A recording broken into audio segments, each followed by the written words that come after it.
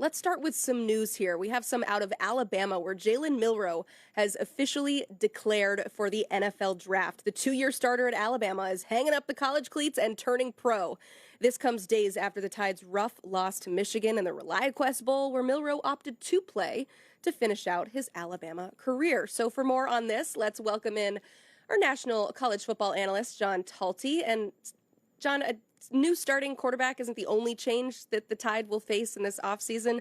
DeBoer also announcing some staff moves. So just update us. Overall, what's the latest with the Alabama program?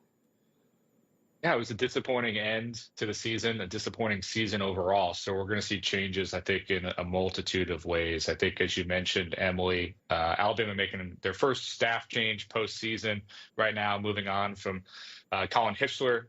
They already kind of have the replacement in-house, bumping up Chuck Morrell, who was a special assistant to Kalen DeBoer this past year, to inside linebackers coach.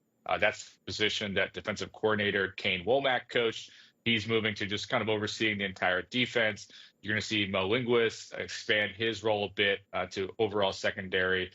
Chuck Morrell is someone who's been with Kalen DeBoer for a long time, worked with him at 4 previous places, very close to him. It was a bit of a surprise, really, that he wasn't an on-field coach this past season, but, he was trying to, work in a behind-the-scenes role with DeBoer. Also, the fact that the rule changes allowed him to still coach. He's moving back in as a face that, again, Kalen knows well. And this is just part of, I think, the changes that we're seeing of Kalen DeBoer make. I didn't think that the defense was the biggest issue, but certainly Kalen DeBoer sees that, this was not the season that people at Alabama thought could be. And here's the first real move, at least on the defensive side of things, as they try to improve for 2025.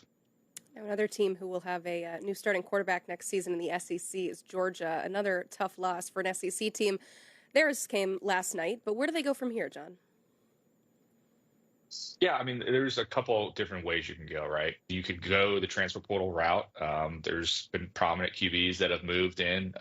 People like Matt Zenitz, Chris Hummer, myself. We've reported on, the movement there and how much money is associated with those kind of experienced transfer portal quarterbacks. I think the better way is to really just kind of build around Gunnar Stockton and give him some weapons. I think we saw this past year at Georgia. The running game was not up to snuff despite having a veteran, very talented offensive line in front of it.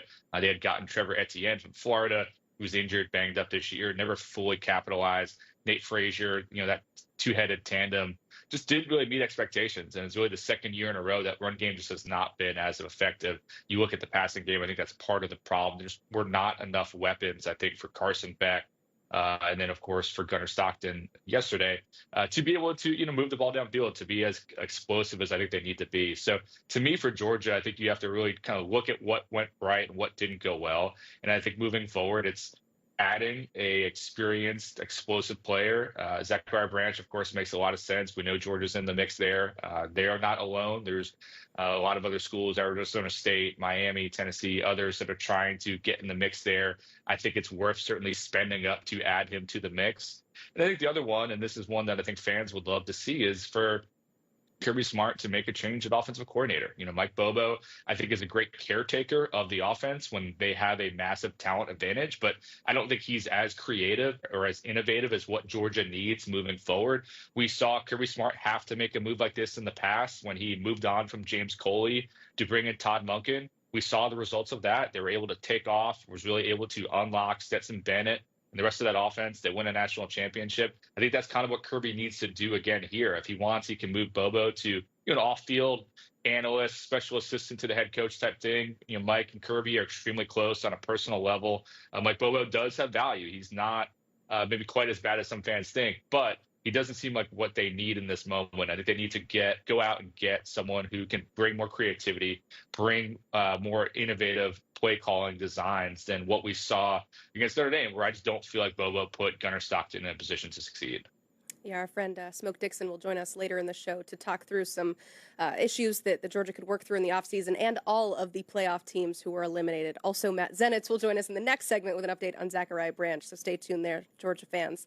With host teams, John, going 4-0 in the first round and teams with byes going 0-4 in the quarterfinals, of course, The conversation surrounding playoff format changes is heating up. After 1 year of this version, we're already talking about changing it. But thankfully, the power brokers will meet on that before the national championship in a couple of weeks. So, what is on the table as far as potential tweaks they could be looking at? Yeah, there's a couple of things, and I think the buy is probably the one that has the most kind of juice around it. I think it's even before the results that we saw in the quarterfinals. There are questions about, should a Boise State and Arizona State have these buys because of just being a conference champion, and these other teams that would have been ranked ahead of them not getting the buy. That's something that has certainly been bandied about. We know it's going to be discussed in Atlanta in a couple weeks. The challenge with making a change for 2025 is that it's going to require unanimous support. And generally speaking, I believe people do things, especially in college football, in their own best interest. And so it's hard to imagine at this current moment that conferences that greatly benefited from this current format to make that change in 2025, but it's going to be discussed. It might be more likely to see that change in 2026, but that's something that people have been talked about. I know on this program in the past, Dennis Dodd and I have talked about, they're thinking about changing how the selection committee works, whether you might see automatic bids. All these things are going to be discussed.